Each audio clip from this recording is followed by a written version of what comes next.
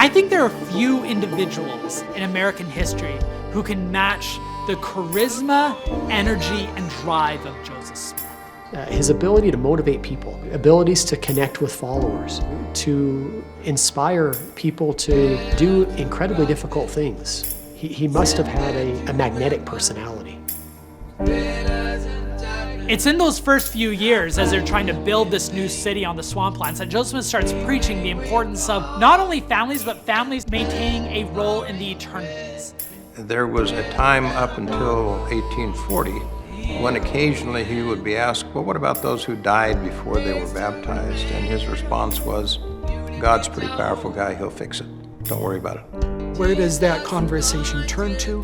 It turns to issues of eternal familial relationships. It turns to friendships. It turns to eternal records. I think it's beautiful, and I think it's significant in understanding who Joseph was as a person. For him to live with his family and be buried with his family was one and the same thought. We need a tomb, Lily. Somewhere on the temple plot where we can lay our family. It is amazing how important the idea of the tomb relates back to church history and the martyrdom and what happened post-martyrdom. So to me, it's kind of an integral piece of history that almost nobody knew about. So whether it was built as part of the temple structure itself, whether it was across the street, we're going to speculate on that for a while.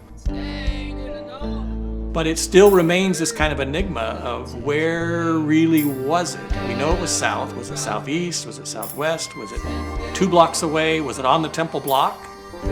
I hadn't heard about the arch in the Zion's Mercantile building until about a year and a half ago.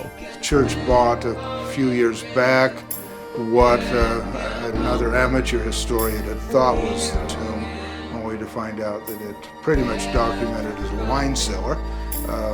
And of course the interest as to whether that vault underneath the Mulholland could be a tomb.